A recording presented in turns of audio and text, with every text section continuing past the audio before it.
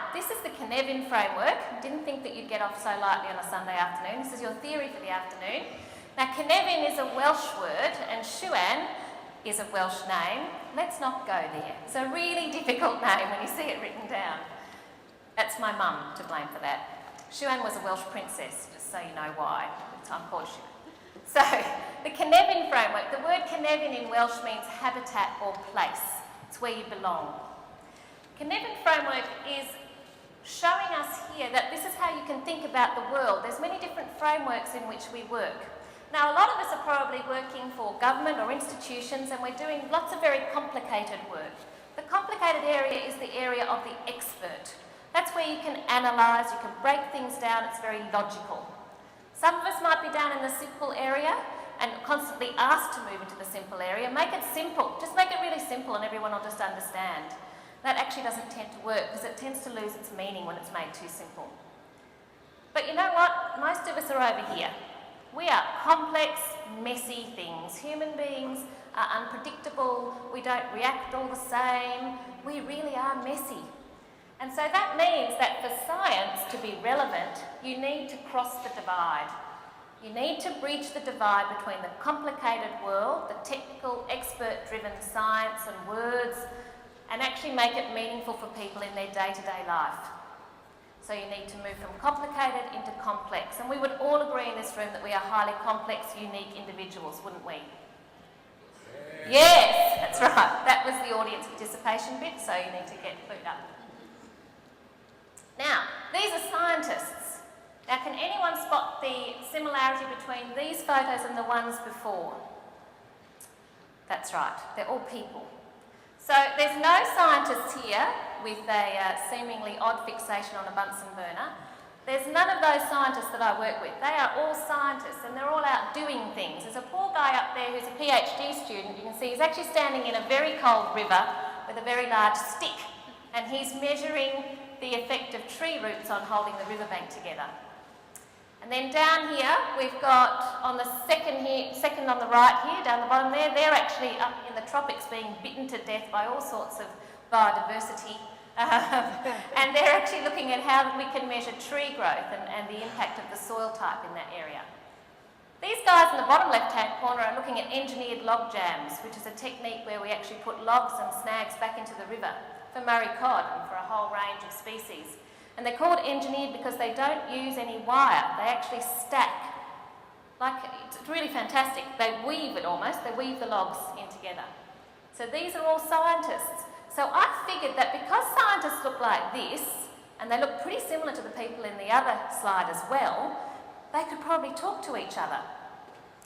And I also worked out, you know, as Dean Rusk says here, that the best way to persuade someone is to listen to them.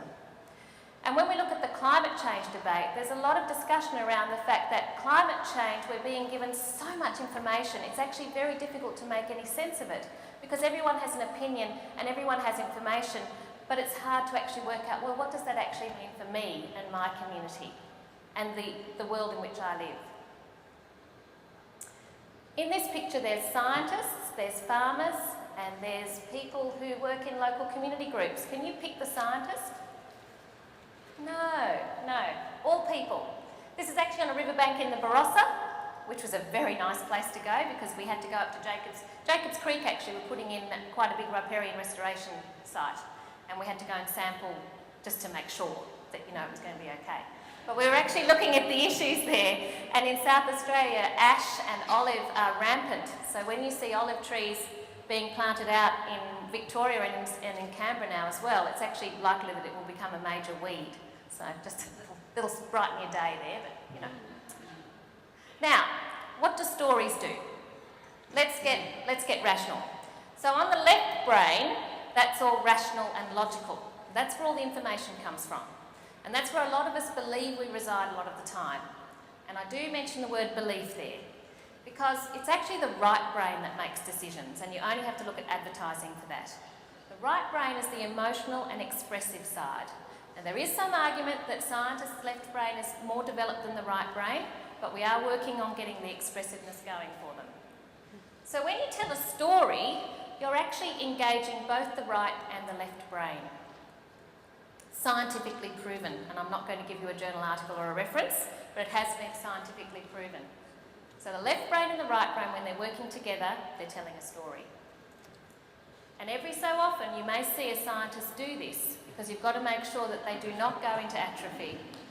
This is one of the activities that I give my scientists.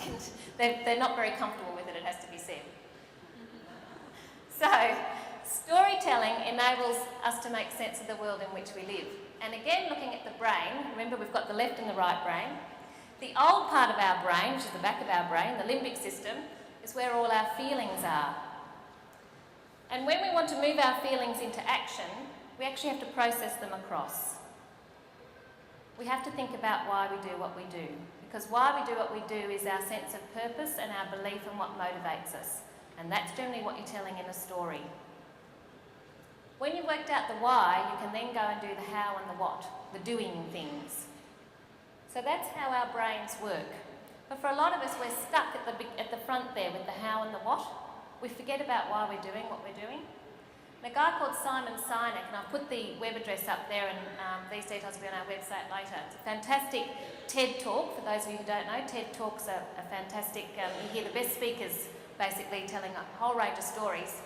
What Simon says is that most of the time, once we go home on the weekend, this might not happen, but as soon as we go into work on a Monday morning, we focus on what we do and how we do it.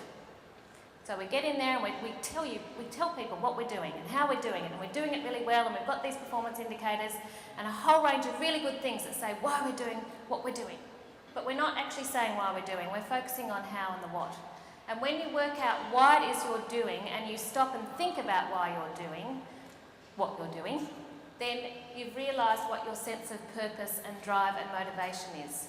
We did this last week up at the Sunshine Coast, where they're bringing together the people who've been out in the rivers and cleaning the weeds with the shiny pant people who've been doing all the strategy. And when we got them together, they kept telling us what they were doing and how they were doing it.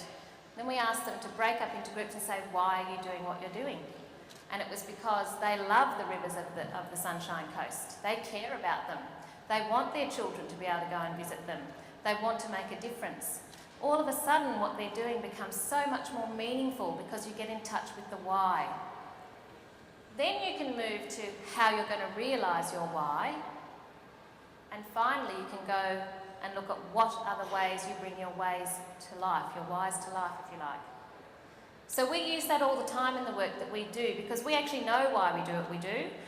We do what we do because we believe people are valuable natural assets, just like air and water and land and soil and species. People are valuable natural assets. All of you are a natural asset. So Nerida and I spend our days talking to lots of people like you. It's a fantastic job. So when you tell a story then, you actually get the why and the how and the what, and you engage the left and the right brain. And storytelling is interactive, it's personal, and one of the best things about storytelling is that the story listener completes the story, or adds to the story, expands the story, changes the story. It's always growing and changing. And we can tell stories in lots of different ways. We can tell stories through dance, through fantastic works of art, through opera or play. I'm not into opera, I have to say, but my mum loves it. And through singing. And I am in a choir, and that's one of the things I love about being in a choir, is that you're telling a story. Sometimes I don't know the language I'm singing in very well, so I'm not quite sure what I'm singing about, but most of the time I do try and find out what I'm singing about. We didn't wait until we could write before we told stories or sang songs, and I think we need to remember and remind ourselves of that, because it's what makes us uniquely human. It's how we connect with each other, is through the telling of our stories. I'm going to tell you a story now about Tom and Cynthia Dunbabin.